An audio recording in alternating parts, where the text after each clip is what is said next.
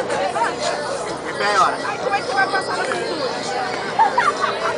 Tem que passar na cintura. Tem que dar a voltinha.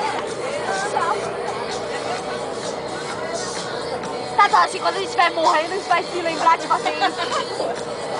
Se não lembrar, você vai morrer. Aí sim você vai morrer. Eu já vi uma boia lá. Tô ligada já. Aí já tá boa, então colocar o colete. Né? Copa cedo, não deixa. Deu. Aí como é que faz agora pra pular na água? Como é que se pula na água? Se a gente pular com a perna aberta, Agora tem que ganhar alguma coisa, porque né? pula e abre o braço. Porque se pular assim, você vai direto da base. Tô filmando.